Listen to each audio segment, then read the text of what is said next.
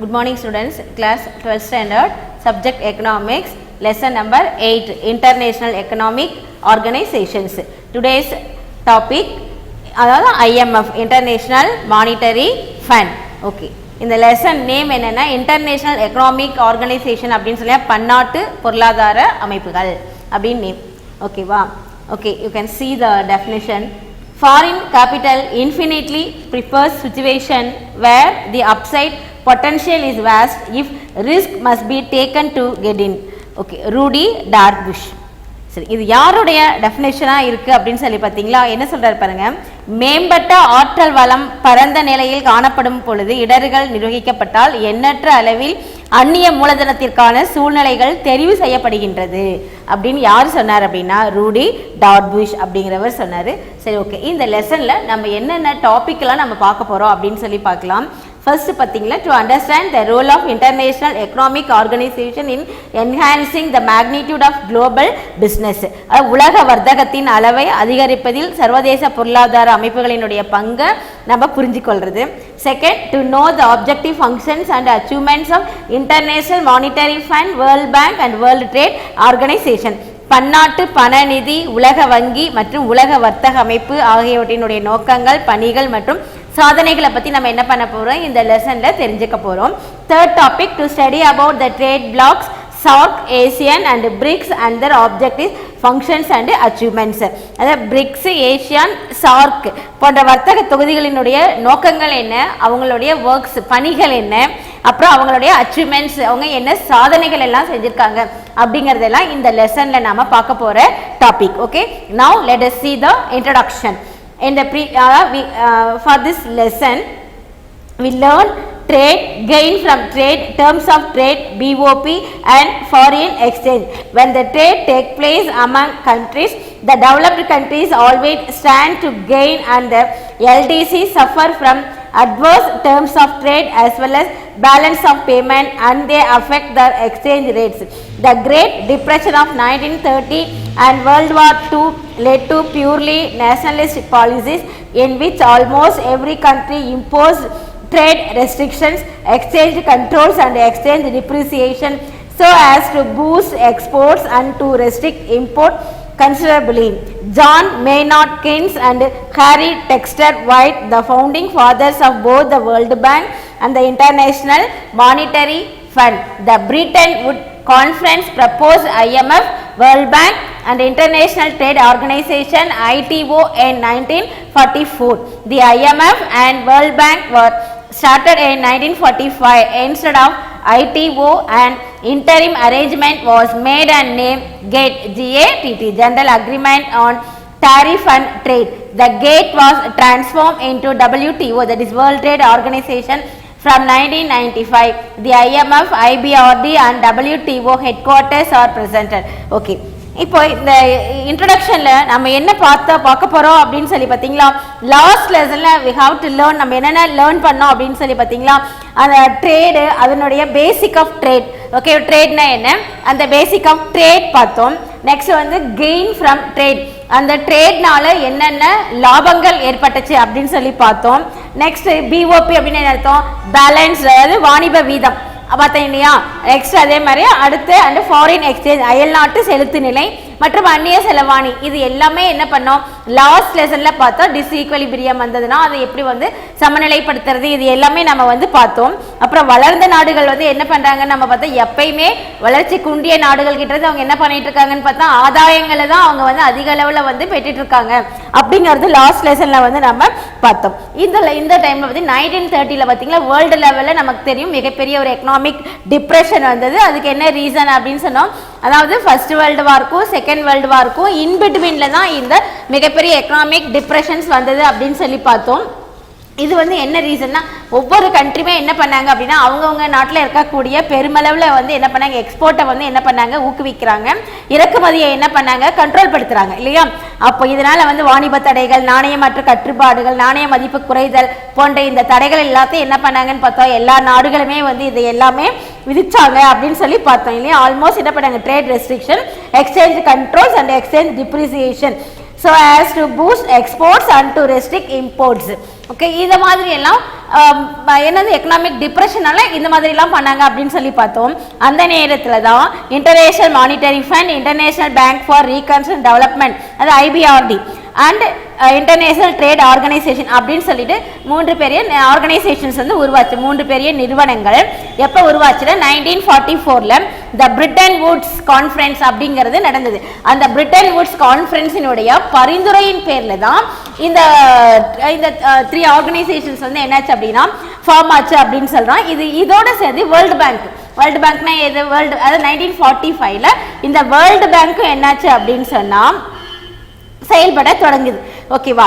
இந்த டைம்ல தான் என்ன பண்ணாங்கன்னா இந்த general agreement and tariff and trade GATT அப்படின்னு சொல்லி ஒரு அமைப்பை வந்து நிறுவுறாங்க. இதனால என்னச்சுன்னா உலக வர்த்தக அமைப்பாக என்ன பண்ண வேர்ல்டு ட்ரேட் ஆர்கனைசேஷன் WTO அப்படிங்கிறது 1995ல என்ன பண்ணாங்க, இந்த கேட் GATTன்னு இருந்தது இல்லையா, இதுதான் வந்து கம்ப்ளீட்டா என்ன பண்ணாங்க அப்படின்னா WTO அப்படின்னு சொல்லி மாற்றி 1995ல இதை வந்து அப்படியே மாற்றி இது என்ன பண்ணாங்கன்னா பன்னாட்டு பண நிதியம், உலக வங்கி, உலக வர்த்தக அமைப்பு, அவங்களுடைய தலைமை அலுவலகம், இது எல்லாமே பார்த்தீங்களா எந்தெந்த இடத்துல வந்து செயல்படுது அப்படின்னு ஒரு டேபிளர் காலமாகவே கொடுத்துருக்காங்க. ஓகே, இன்டர்நேஷனல் மானிட்டரி ஃபண்ட் அதனுடைய ஹெட் குவார்ட்டர்ஸ் பார்த்தீங்களா Washington DC, year of establishment 1945.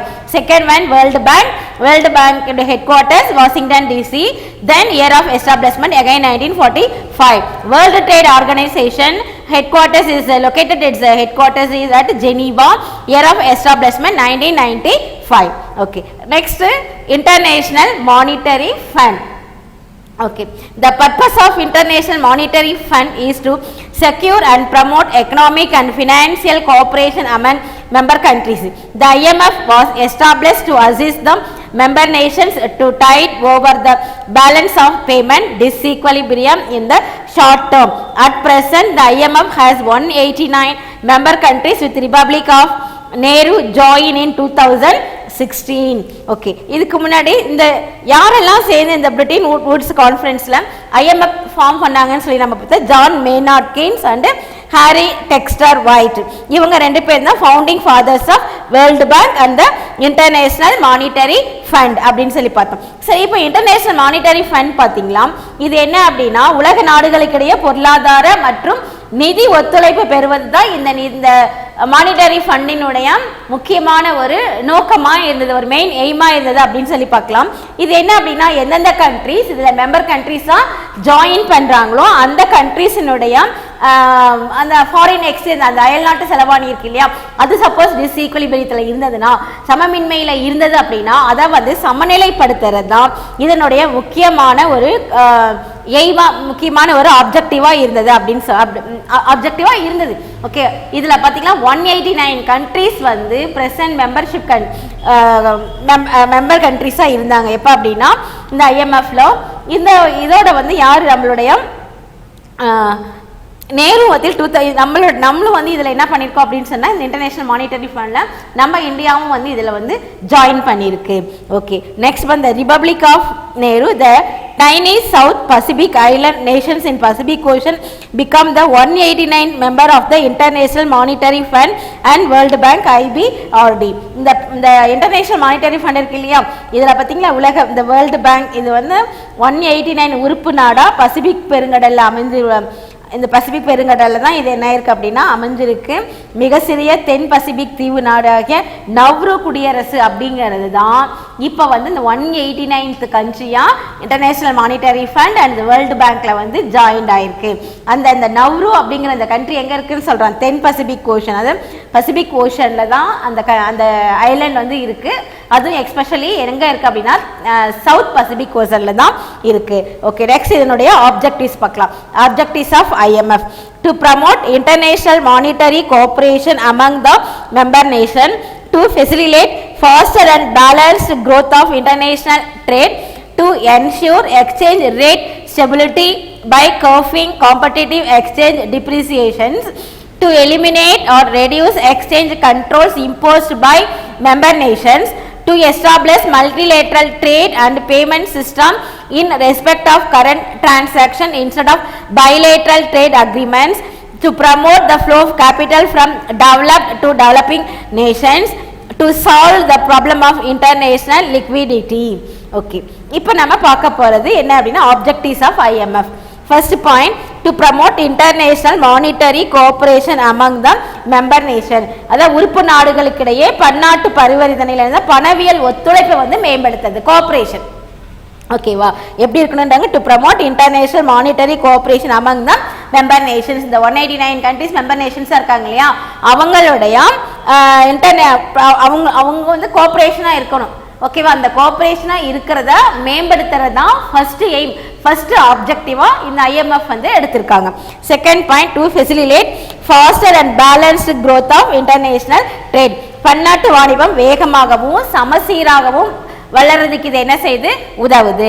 Third point, to ensure exchange rate stability by curbing competitive exchange depreciation. உறுப்பு நாடுகள் வந்து போட்டி போட்டுக்கொண்டு பண மதிப்பிறக்கம் செய்வதை தடுத்து, அதாவது ஒவ்வொரு கண்ட்ரி என்ன பண்ணுவாங்க, ஒவ்வொரு கண்ட்ரி மற்ற கண்ட்ரியோட வந்து போட்டி காம்படிஷன் இருக்கும். அந்த காம்படிஷன் என்ன பண்ணுவாங்க, அந்தந்த கண்ட்ரியோடைய அந்த கரன்சி வேல்யூ வந்து என்ன டிப்ரிசியேஷன் ஆயிரும், குறைஞ்சு போயிரு இல்லையா. அந்த மாதிரி எல்லாம் இல்லாம ஒரே விதமான சமமின்மை இல்லாம சமநிலையை வந்து ஏற்படுத்துறது தான் இந்த ஐஎம்எஃப்னுடைய தேர்ட் ஆப்ஜெக்டிவ், தேர்ட் குறிக்கோளா வச்சிருக்காங்க. To eliminate or reduce exchange controls imposed by member nation. உறுப்பு நாடுகள் விதிக்கும் செலவாணி கட்டுப்பாடுகளை குறைத்தல் அல்லது நீக்குதல்.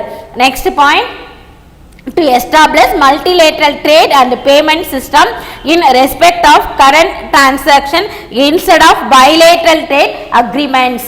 அத இருதரப்பு வாணிக ஒப்பந்தங்களுக்கு பதிலாக என்ன பண்ண அப்படின்னா அனைத்து நாடுகளுக்கு இடையேயான பலதரப்பு நடப்பு கணக்கு மற்றும் பண பரிவர்த்தனை முறையை வந்து இது என்ன பண்ணுது அப்படின்னா நிறுவுது.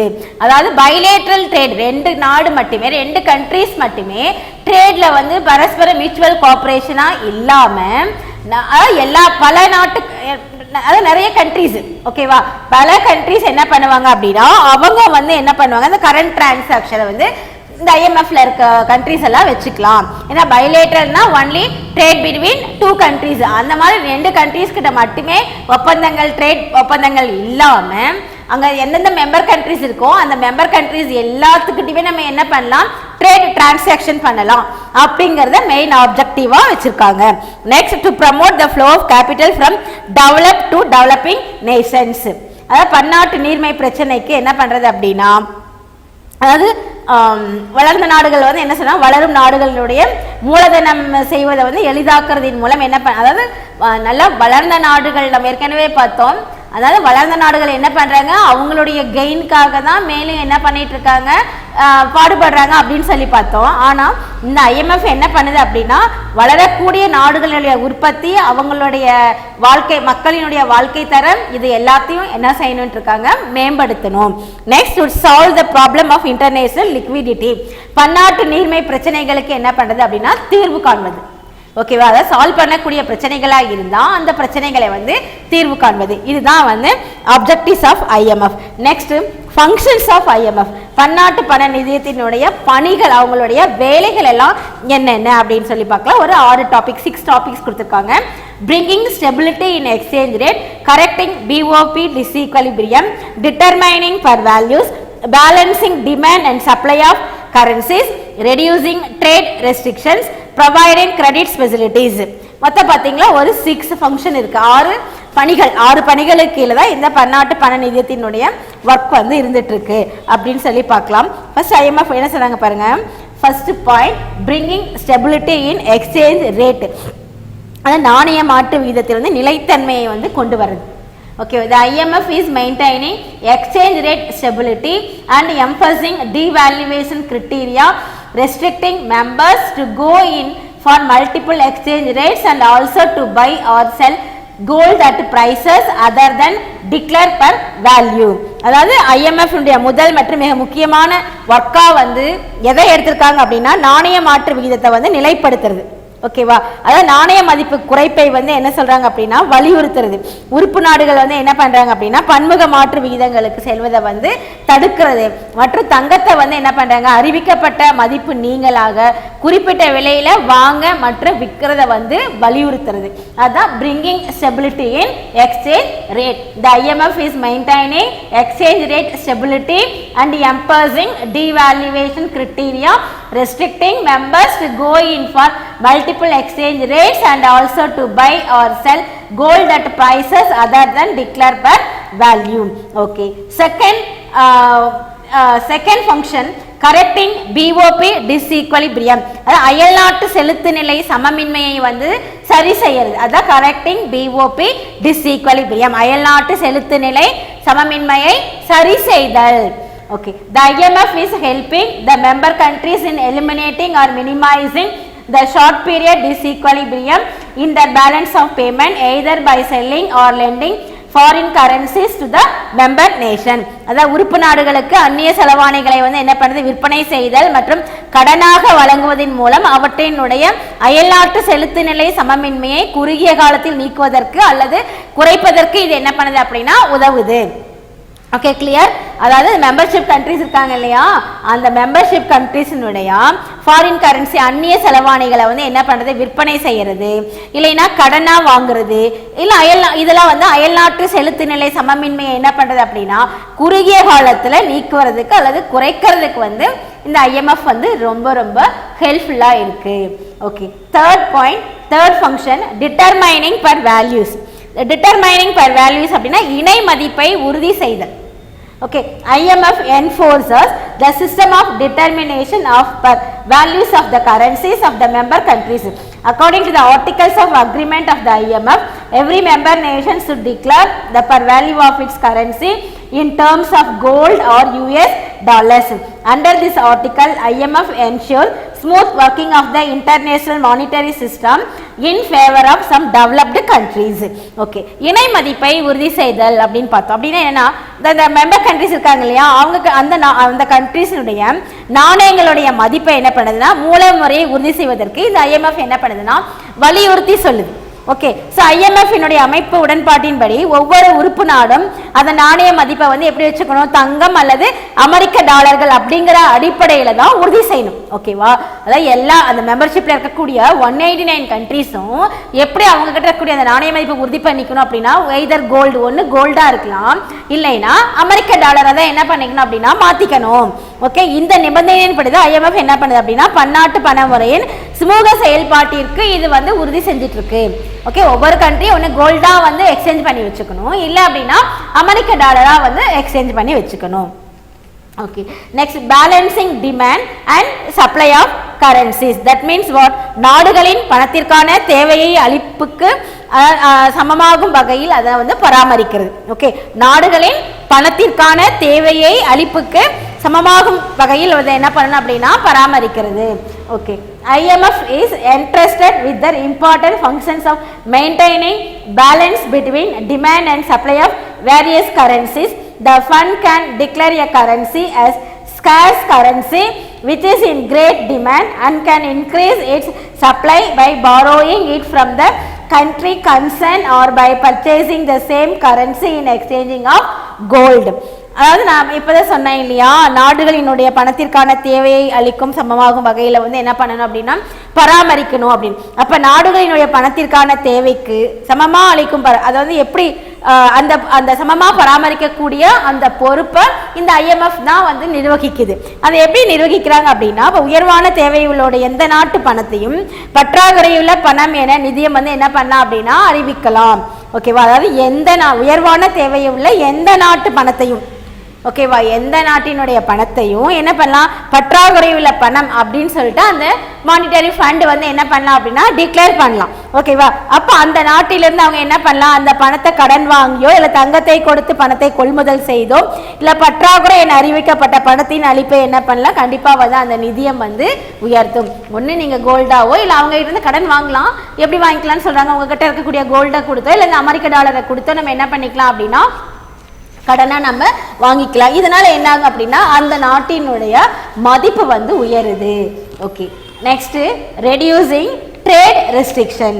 த fund also aims at reducing tariff and other trade barriers imposed by the member countries with the purpose of removing restrictions on remittance of funds or to avoid discriminating practices. Okay, reducing trade restrictions means வாணிப தடைகளை வந்து குறைத்தல் அப்படின்னு அர்த்தம். சரி, இது என்ன பண்ண அப்படின்னா இந்த fund also aim at reducing tariff. இந்த நிதியம் உறுப்பு நாடுகளால் விதிக்கப்படுகின்ற சுங்கவரி இருக்கு இல்லையா, சுங்கவரி மற்றும் பிற வாணிக தடைகளை வந்து என்ன பண்ணுது, குறைப்பதின் மூலம் பண அனுப்புதல் குறித்த நடவடிக்கைகளை நிறுத்துதல் அல்லது அதுக்கு சமமான வேற பேத நடவடிக்கைகளை வந்து தவிர்த்தல். இதுதான் வந்து முக்கியமான ஒரு நோக்கமா வச்சிருக்கு. அதான் reducing trade restrictions. Okay, next providing credit facilities அப்படின்னா என்ன, அதாவது கடன் வசதிகளை வந்து வழங்குதல், அதான் providing credit facilities. IMF is providing different borrowing and credit facilities with the objectives of helping the member countries. These credit facilities offered by it include basic credit facility, extended funds facility for a period of 3 years, the compensatory financing facility and structural adjustment facility. இந்த கடன் வசதிகளை வந்து எப்படி வந்து வழங்குறது அப்படின்னா உறுப்பு நாடுகளுக்கு உதவுவது தான் இப்போ நோக்கமாக மெயின் ஆப்ஜெக்டிவாக வச்சு எய்மாக வச்சு இந்த IMF என்ன பண்ணாங்க, ஸ்டார்ட் பண்ணாங்க அப்படின்னு நம்ம பார்த்தோம். அப்போ அது அவங்களுக்கு தேவையான பல்வேறு விதமான கடன் வசதிகளை வந்து இவங்க என்ன பண்ணணும் அப்படின்னா ஏற்படுத்தி தரணும். அந்த மாதிரி ஏற்படுத்தியும் கொடுக்குறாங்க. ஓகேவா, அடிப்படை கடன், அதாவது 3 ஆண்டுகளுக்கு விரிவுரைப்படுத்த நிதி வசதி என்னென்ன கொடுக்குறாங்க பாருங்க. Fund for 3 years, compensatory financing facility and structural adjustment facility. அப்படின்னா என்ன, ஈடுசெய் நிதி வசதி, கட்டமைப்பு சரி செய்தல் வசதி. ஓகே, நம்ம நாட்டில் அதாவது எந்த நாட்டிலையாவது இன்ஃப்ராஸ்ட்ரக்சர் சரியில்லை அப்படின்னா அதை வந்து சரி செய்யறதுக்கு உண்டான நிதி வசதியை வந்து இங்கேருந்து வாங்கிக்கலாம். இது எல்லாத்தையும் இந்த கடன் வசதிகள் எல்லாமே இதை வந்து உள்ளடக்கி இருக்கு அப்படின்னு பார்க்கலாம். சரி, இந்த functions of the IMF are grouped under 3 heads. இந்த நிதி ஆற்றும் பணிகளை வந்து 3 ஹெட்ல வந்து என்ன பண்ணியிருக்காங்க அப்படின்னா வகைப்படுத்திருக்காங்க பாருங்க. Financial assistance to correct short and medium to deficit in BOP, regulatory code of conduct and conservative counselling and technical consultancy. Okay, first one financial நிதி சார்ந்த பணிகள். Okay, assistance to correct short and medium term deficit in BOP, அதாவது உறுப்பு நாடுகளில் குறுகிய மற்றும் நடுத்தர கால அயல்நாட்டு செலுத்து நிலை பற்றாக்குறையை சரிக்கட்ட வழங்கப்படும் நிதி உதவி பணிகள் அப்படின்னே சொல்லலாம். அடுத்து regulatory code of conduct and, அதாவது ஒழுங்காற்று பணிகள், உறுப்பு நாடுகள் கடைபிடிக்க வேண்டிய விதிகளை வந்து கண்டிப்பாக அந்த நடத்தை விதிகளை முறையாக வந்து செயல்படுத்தணும், கண்டிப்பாக அதை ஃபாலோ பண்ணி தான் ஆகணும்.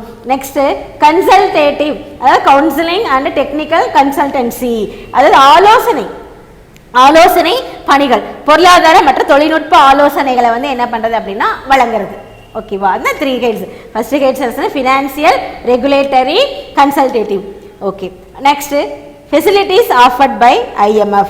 இவங்க என்னென்ன வசதிகளை கொடுத்துருக்காங்க, இன்டர்நேஷனல் மானிட்டரி ஃபண்ட் என்னென்ன வசதிகளை வந்து கொடுத்துட்ருக்கு. The fund has created several new credit facilities for its members. Okay, first one பார்த்தா basic credit facility, then extended funds facility, compensatory financing facility, buffer stocks facility, supplementary financing facility and structural adjustment facility.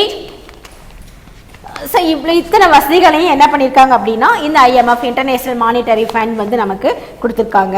First one பார்த்தீங்கன்னா பேசிக் credit facility. The IMF provides financial assistance to its member nations to overcome the temporary difficulties relating to balance of payment. A member nation can purchase from the fund other currencies or SDRs in exchange for its own currency to finance payment deficit. The loan is rapid when the member repurchases its own currency with other currencies or SDRs. A member can unconditionally borrow from the fund in a year equal to 25% of its quota. This unconditional borrowing right is called the reserve tranche. Okay, அடிப்படை கடன் வசதி.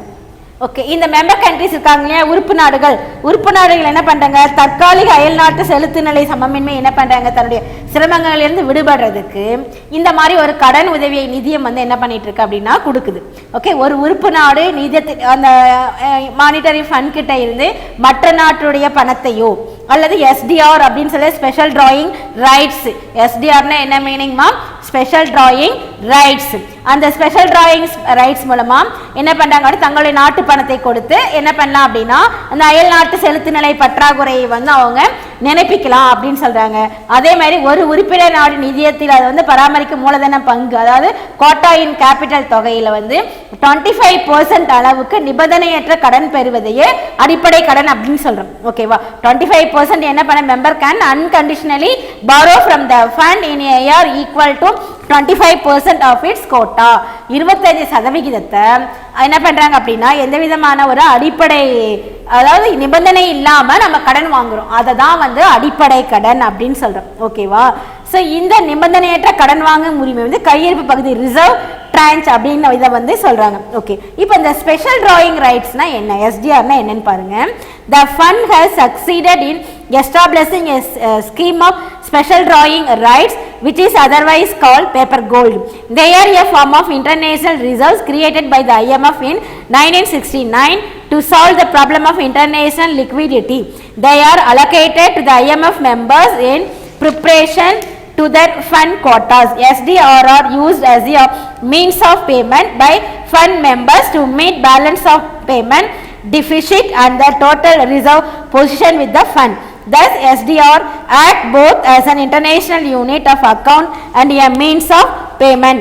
All transactions by the fund in the form of loan and the repayment, its liquid reserve, its capital, etc. are expressed in the SDR. The achievements of the fund can be summed up in the words of Hayen, that fund is like an international reserve bank. Okay, நம்ம என்ன சொன்னோம், special drawing rights எஸ்டிஆர்எஸ், அதாவது தாழ் தங்கம் அப்படின்னு இதை வந்து அழைக்கப்படும். ஓகேவா, இது வந்து என்ன சிறப்பு எடுப்புரிமைகள் அப்படிங்கிற ஒரு திட்டத்தினை நிறுவியதன் மூலம் இது ரொம்ப பெரிய ஒரு வெற்றினே இதை வந்து சொல்லலாம். இது வந்து 1969 தான் என்ன பண்ணாங்க அப்படின்னா இந்த ஸ்கீமை வந்து உருவாக்குறாங்க. இது வந்து என்னன்னா அந்த மெம்பர் கண்ட்ரிஸ் இருக்காங்க இல்லையா, அவங்க வந்து மூலதன பங்கு தொகையினுடைய அளவுக்கு ஏற்ற மாதிரி இது என்ன பண்றாங்க அப்படின்னா இந்த கடனை வந்து எடுத்துக்கிறாங்க அப்படின்னு சொல்லலாம். ஓகேவா, இது வந்து யாருன்னா அந்த அதாவது ஹேயன் அப்படி நீதியம் ஒரு பன்னாட்டு மத்திய வங்கி மாதிரி இருக்கு அப்படிங்கிறது அந்த நீதியம் அப்படின்னு சொல்றவங்களுடைய கருத்துக்களாகவும் இதை வந்து நாம சொல்லிட்டு இருக்கிறோம். Okay, next extended fund facility. Extended fund ஸ்பெசிலிட்டினா என்ன அர்த்தம், விரிவாக்கப்பட்ட நிதி வசதி. Okay, under this arrangement the IMF provides additional borrowing facility up to 140% of the member quota over and above the basic credit facility. The extended facility is limited for a period of 3 years and the rate of interest is low. இது என்னன்னா extended fund விரிவாக்கப்பட்ட நிதி வசதி அப்படின்னு சொல்லியா member countries இருக்காங்கல்ல, அவங்களாம் என்ன பண்ணலாம் அப்படின்னா அவங்களுடைய மூலதன பங்கு தொகையில இருந்து 140% வந்து அடிப்படை கடன் தொகைக்கு மேல் அதிகமாக கடன் பெற அனுமதிக்குது விரிவாக்கப்பட்ட கடன் திட்டம். அதாவது 100%க்கு மேல எக்ஸ்ட்ராவா 40%, 140% என்ன பண்ணலாம் அப்படின்னா கடன் வாங்கிக்கலாம். ஓகேவா, இது வந்து என்ன பண்ணா 3 இயர்ஸ்ல 3 வருஷத்துல குறைஞ்ச வட்டியில திரும்ப செலுத்தணும். திரும்ப செலுத்தத்தக்க கடன் திட்டம், அதுதான் வந்து என்ன செய்ய விரிவாக்கப்பட்ட எக்ஸ்டெண்டட் ஃபண்ட் ஃபெசிலிட்டி, விரிவாக்கப்பட்ட நிதி வசதி. 140% என்ன பண்ணலாம் கடன் வாங்கிக்கலாம். வித்தின் 3 இயர்ஸ் 3 வருஷத்துக்குள்ள திருப்பி பே பண்ணலாம். என்னன்னு ஒரு ரொம்ப லோ இன்ட்ரெஸ்ட், கம்மியான ஒரு இன்ட்ரெஸ்ட்டுக்கு. Next one, compensatory financing facility. In 1963, IMF established compensatory financing facility to provide additional financial assistance to the member countries, particularly primary producing countries facing shortfall in export earnings. In 1981, the coverage of the compulsory financing facility was extended to payment problem caused by the fluctuations in the cost of several inputs.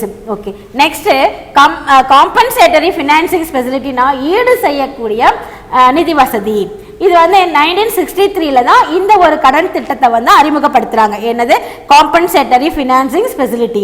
இது வந்து குறைவா ஏற்றுமதி வருவாய் ஈட்டும் முதன்மை துறை நிறுவனங்கள், அந்த பொருள் உற்பத்தி இருக்கு இல்லையா, அதை சார்ந்திருக்கும் நாடுகளுக்கான கடன் கொடுக்கக்கூடிய ஒரு தனிப்பட்ட திட்டம் தான் இந்த காம்பன்சேட்டரி ஃபினான்சிங் ஃபெசிலிட்டி அப்படின்னு நாம சொல்றோம். ஓகேவா, இது வந்து என்னன்னா அந்த தானிய விலை ஏற்ற இறக்கும், இதனால என்ன ஆகுது அப்படின்னா அந்த இறக்குமதிக்கான தொகையை வந்து சில சமையல வந்து செலுத்த முடியாம வந்து சிரமம் ஏற்படும். நம்ம சொல்லும் பொழுது கோட் பண்ணும்போது ஒரு ரேட் இருந்திருக்கும், அதுக்கப்புறம் வந்து மாறி இருக்கும். அந்த மாதிரி சிச்சுவேஷன்ஸ்ல நம்மளால வந்து என்ன பண்ண முடியாது, இம்போர்ட் பண்றது கொஞ்சம் கஷ்டமா இருக்கும்.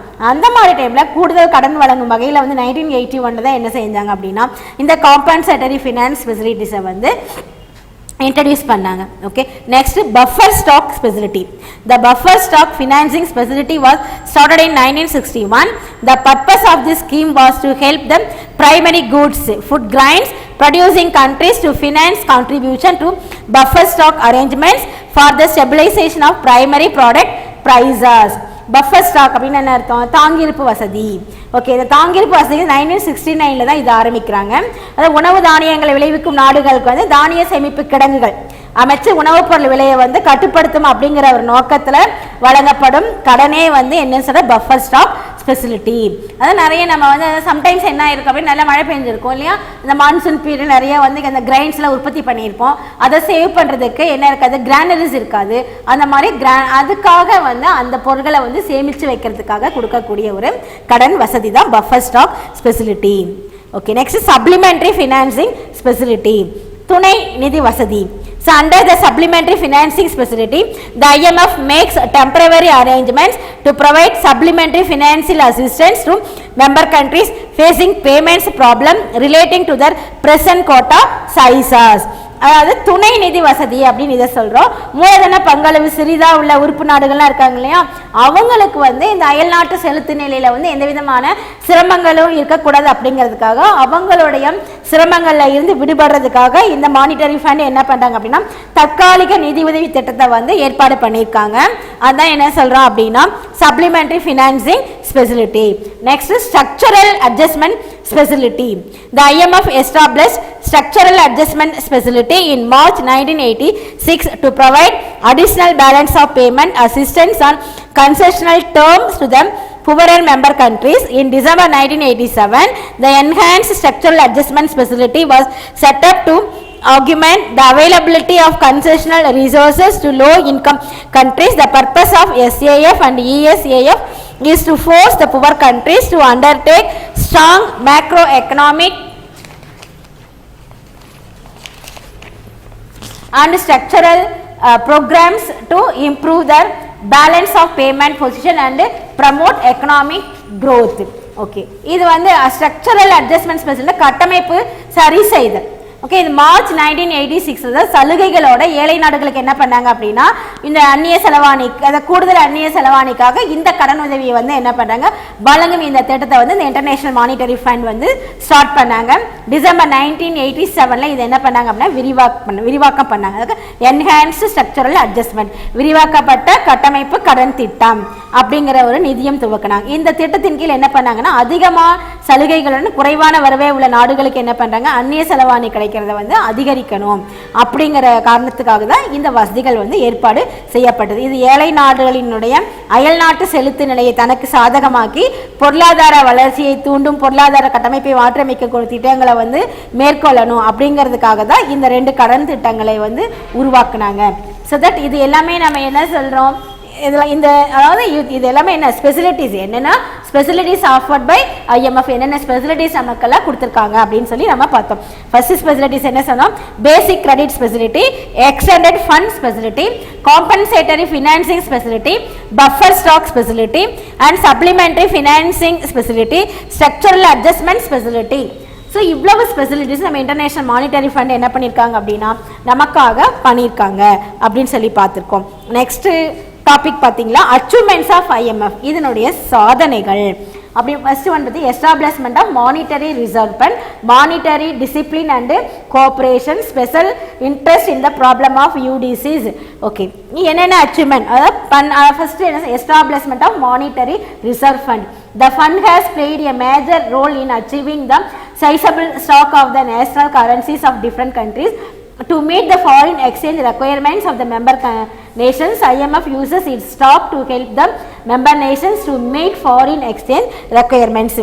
உலக நாடுகள்கிட்ட அதாவது பணத்தை இந்த அந்நிய செலவாணி கையிருப்பாக திரட்டி இதில் வந்து என்ன பண்ணுறாங்க அப்படின்னா அது எல்லா கண்ட்ரிஸ்கிட்ட இருந்து இந்த ஃபாரின் எக்ஸ்சேஞ்ச் மணி வந்து நிதியாக திரட்டியிருக்காங்க இல்லையா, அந்த நிதியத்தை வந்து என்ன பண்ணியிருக்காங்க அப்படின்னா அதாவது சிறப்பான முறையில் மற்ற நாடுகளுக்கு கொடுத்து ஒரு சிறப்பான வந்து பணியை வந்து செஞ்சிட்ருக்காங்க. இந்த அந்த இந்த எக்ஸ்சேஞ்ச் இருக்குது, இந்த எக்ஸ்சேஞ்ச் மணி இருக்குல்ல, இது வந்து உறுப்பு நாடுகளினுடைய செலவாணி தேவையை என்ன பண்ணிட்டு இருக்கு அப்படின்னா நிவர்த்தி செய்யறதுக்கு இது வந்து பயன்பட்டு இருக்கு. IMF uses its stock to help the member nations to meet foreign exchange requirements. Okay, ஒவ்வொரு கண்ட்ரீஸ்க்கு மெம்பர் நேஷன்ஸ் கிட்ட இருந்து என்ன பண்ணியிருப்பாங்க, ஒரு குறிப்பிட்ட அமௌண்ட் வந்து ஃபாரின் எக்ஸ்சேஞ்சை வந்து என்ன பண்ணியிருப்பாங்க, வாங்கியிருப்பாங்க.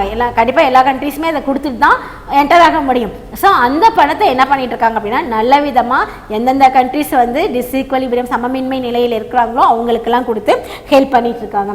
Next, monetary discipline and cooperation. The IMF has shown keen interest in maintaining monetary discipline and cooperation among the member countries. To achieve this objective, it has provided assistance only to those countries which make sincere efforts to solve their problems. உறுப்பு நாடுகள் என்ன பண்ணியிருக்காங்க, பணவர்த்தனையில் சுய கட்டுப்பாடு மற்றும் ஒத்துழைப்பை வந்து கடைபிடிக்க வைக்கிறதுல ரொம்ப தீவிரமான என்ன பண்ணுறாங்க, ஒரு ஆர்வம் காட்டி அது பிரகாரம் வந்து செயல்பட வைக்கிறாங்க அப்படின்னே சொல்லலாம். இதனால் தங்கள் நாட்டுகளுக்கு இடையே இருக்கக்கூடிய பிரச்சனைகளை என்ன பண்ணுறாங்க அப்படின்னா தீர்க்கறதுக்கு ரொம்ப தேவையான நிதி உதவிகளை செஞ்சு அது மூலமாக மற்ற நாடுகளினுடைய பிரச்சனைகளை எல்லாத்தையும் சால்வ் பண்ணி கொடுத்துட்றாங்க. நெக்ஸ்ட், ஸ்பெஷல் இன்ட்ரெஸ்ட் இந்த problem of UDCs.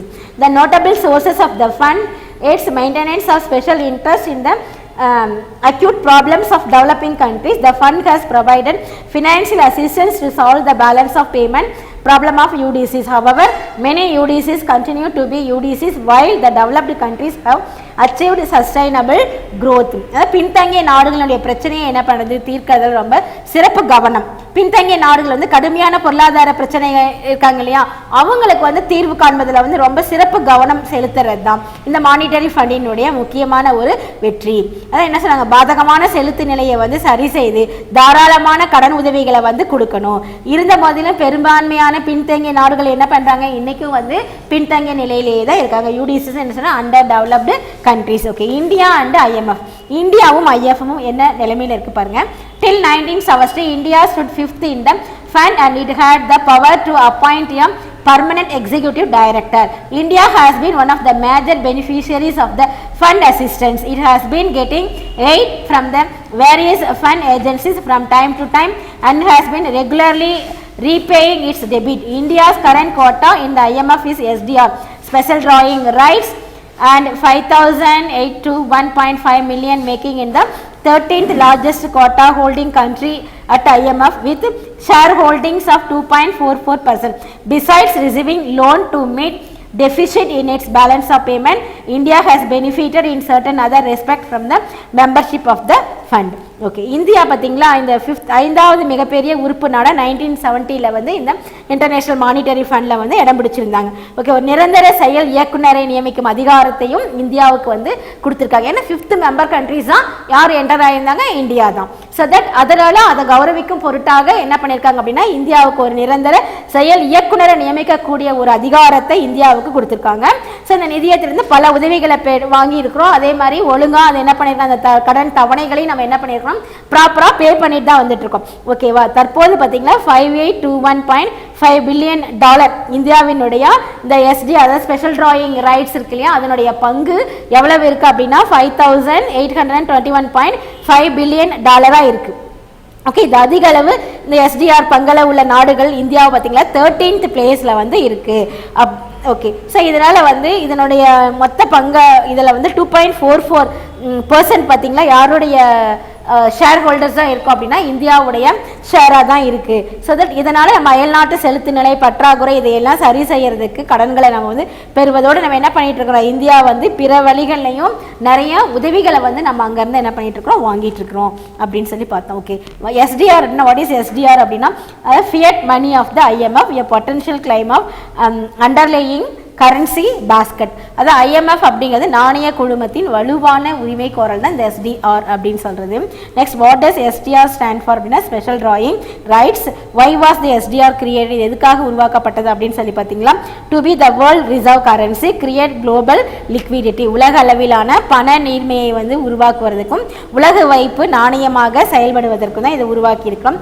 How is the SDR valued, இது எதனால் இதனுடைய வேல்யூ என்ன அப்படின்னு பார்த்தா, the value of the SDR was initially defined as equivalent to 0.888671 grams of fine gold, which at the time was also equivalent to $1. 16 இது வந்து என்ன அப்படின்னா ஆரம்பத்தில் 0.8876 கிராம் தூய பொன் அந்த காலகட்டத்தில் $1 சமமாக இருந்தது அப்படின்னு சொல்லி பார்க்குறோம். Okay, thank you students.